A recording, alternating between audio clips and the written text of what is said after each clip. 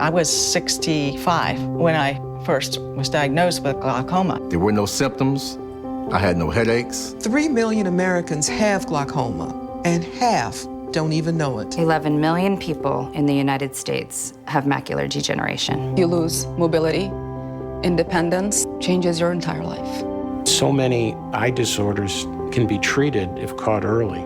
My husband tells me that I have beautiful brown eyes, and I don't want to lose that. Make a plan today to get your eyes checked. Visit brightfocus.org to learn more. 1450 WOL, Washington, D.C. WDCJ, Washington 95.9. WMMJ HD2. WKYS HD2. And worldwide at WOLDCnews.com. The topics, views, and opinions expressed on the air and via All Igniting Change with Barbara Arnwine, platforms by host Barbara Arnwine Esquire, guests, and supporters are their own and are independent of any organization, entity. Nothing said on the show or any of its platforms constitutes a client-attorney relationship or serves as legal advice counsel. No liability, explicit or implied, shall be extended to Igniting Change, its platforms, or the show's host. The following program is paid for by Barbara Arnwine.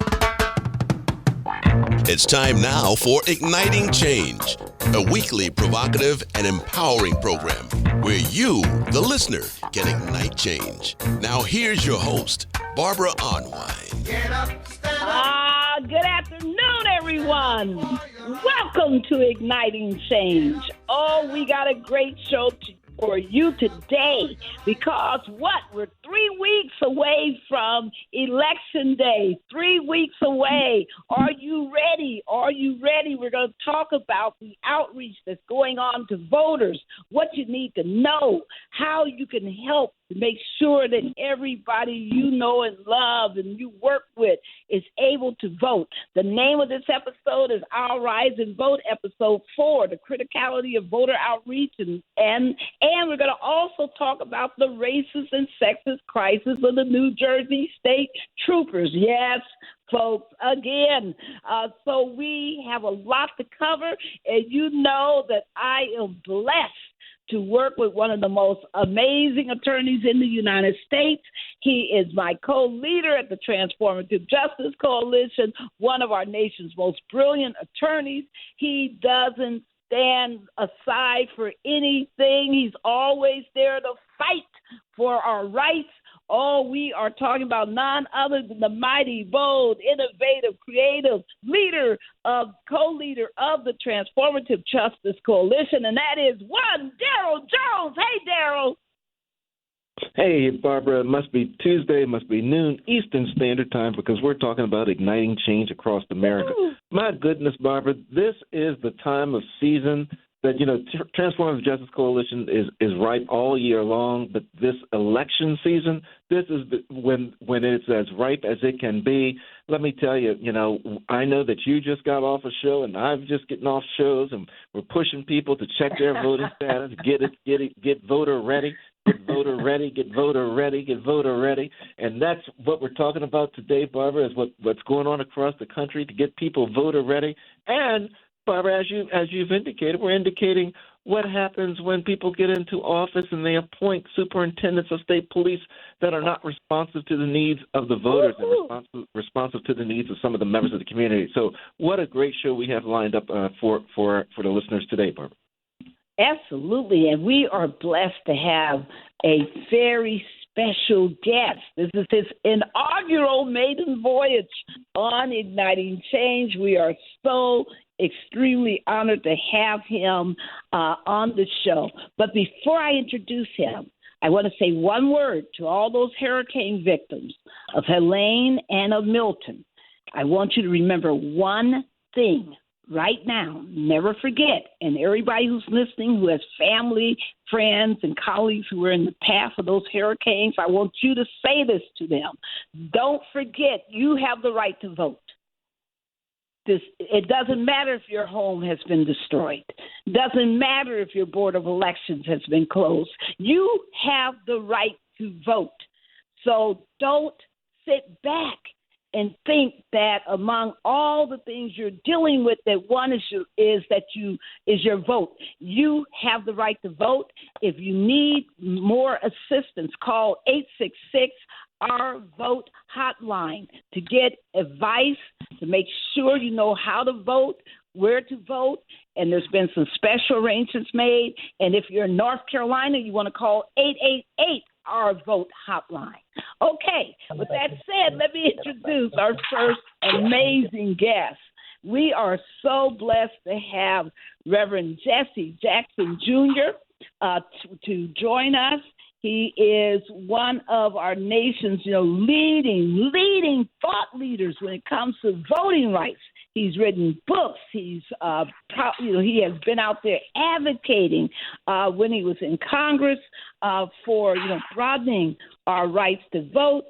He has been such an incredible leader, and you can find his information, online. But he is the former congressperson for the state of Illinois, and he is currently helping the Rainbow Push Coalition to have a mighty drive across several states to make sure that voters are voting. Welcome to Igniting Change, Reverend Jesse Jackson Jr. Thank you very much, Barbara and Daryl. It's an honor to be on Igniting for Change for the first time, and it really is a privilege. I am really, really grateful for the invitation. Well, it was so good to see you just not too long ago during October 3rd, the first day of early voting, where there was that incredible votercade led by the Rainbow Push Coalition with the help of several other organizations, and it resulted in all kinds of people voting early and getting their vote on. It was beautiful. But tell people, what has been this campaign that you've been helping to lead for voters in throughout the United States. Tell people about what you've been organizing with your father to make sure that everybody knows about the rights to vote. So I appreciate that very much. We've been so far in Wisconsin. We've crisscrossed the state. We've been to Michigan, from Detroit to Flint to Ypsilanti to Eastern Michigan University. I'm driving 5.5 hours today to Columbus, Ohio, to spend the day in the state with Reverend Al Sharpton and Reverend Jackson. Tomorrow morning, get up very, very early for that venture, then on to Philadelphia, Pittsburgh, and to Gettysburg, hopefully to reset the campaign at this most critical hour in the history of our democracy. I can't begin to tell voters, as I've learned on the road, just how crucial their vote is.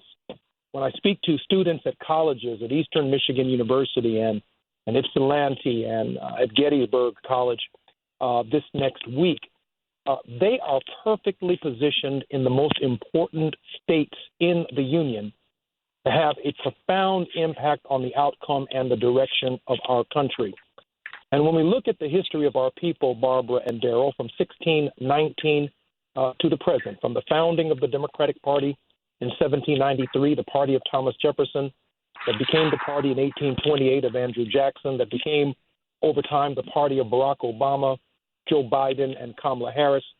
When we look at the party of Abraham Lincoln in 1854, the first evidence of a Republican Party, and by 1860, Abraham Lincoln was the Republican nominee. And from that Republican Party to its transition to the party of Jim Jordan, Marjorie Taylor Greene, and now Donald Trump, the Negro has always been here. Black people have always been here. We've watched how white Americans have organized themselves along the great divide that African American history is central to the division that is responsible for the current destiny of the republic. And so an African American woman is on the ticket. And I've been talking to young African American men to let them know they are not a coconut that just dropped out of a tree. They are tied to the root of a struggle. And that struggle includes the founding of the parties. That struggle includes where liberalism came from and conservatism came from.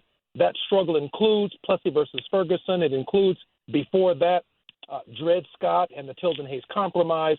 That struggle includes the period of Jim Crow between 1896 and 1954 with the changing of the tide of the universe, Brown versus the Board of Education, which laid the foundation for, yes, Roe v. Wade. And now we see this movement towards states' rights, this return to Robert E. Lee, to Stonewall Jackson, this return to the Confederacy, where we will address some of these issues in Gettysburg as we seek, along with Abraham Lincoln, finish the unfinished business of our great republic, to expand the republic, to expand the definition of what it means to be an American. And that's what we're doing out here on this campaign trail. Wow. And I know, Daryl, that you want to ask a question before I get in there again. Yes. Yeah, well, Congressman, welcome again to this, your maiden voyage. And I know it will not be your last time here with Igniting Change. It's always great to see you and for us to catch up. One of the big things that's now being talked about is the address that former President Obama gave and the charge he gave to black men. And whether or not he's speaking down to them in response to all of the chatter that has gone on. Do you have a response for those that are raising those issues? There's a part of me that wants to respond, and I probably will respond to it here on this radio show, but then I'm done with it because we need to get back to the message of the campaign. I wish the former president was not lecturing to black men. In fact, in 2008, my father got caught in an off-comment moment about Barack Obama speaking down to black people, and you understand the consequences of that. The real challenge where Barack could be extraordinarily helpful, and I'm not apologetic about it. Remember, Barack Obama was very instrumental with George Clooney in trying to get Joe Biden to step aside. He approved the letter that George Clooney wrote. And so immediately after Joe Biden stepped aside, obviously the spot opened up with Kamala Harris, but Barack Obama called for an open convention, which means we would have known who the Democratic nominee was or is just 8 weeks ago. Imagine all of the momentum, the lack of organization that we would have right now had we had an open convention in Chicago, a big catastrophe had we followed that vision. And now the president is obviously on board, and I salute him for that. But I would think that what would be most helpful is if he explains to us his journey from how he wasn't a believer at first to how he came to be a believer. Because these brothers out here in the streets that I'm talking to are not believers. Mm-hmm. And they need to understand the journey that, for example, President Obama and other high-profile African-American men took to get from skepticism, can she win, to get from can a woman be president of the United States with all that's at stake in saving our democracy. I'd love to hear more of a town hall meeting with black men.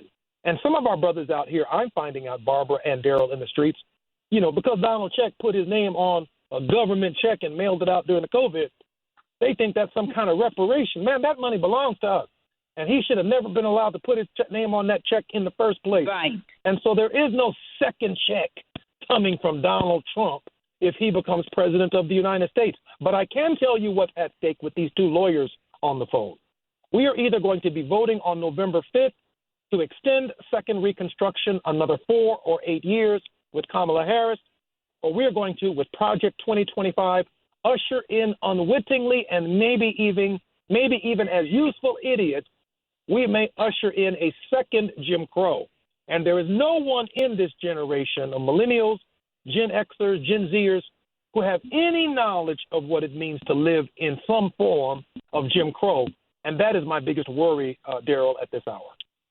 Yes, and that is so well stated because people don't understand what it means for fascism. When this man is running around, I'm just telling people what's happening, right? I'm not telling you who to vote for, but you got to make that decision yourself. But when somebody's running around saying that they want to call the military on the enemy within and then talking about far left people as the enemy, there's something wrong, folks. That's not an American tradition. That's fascism. And we need to understand that. So, Barbara, for me, what I've learned on the road with these young men has been that they seem to be disconnected, Daryl, from the history. I mean, they're not a coconut that fell out of a tree. You have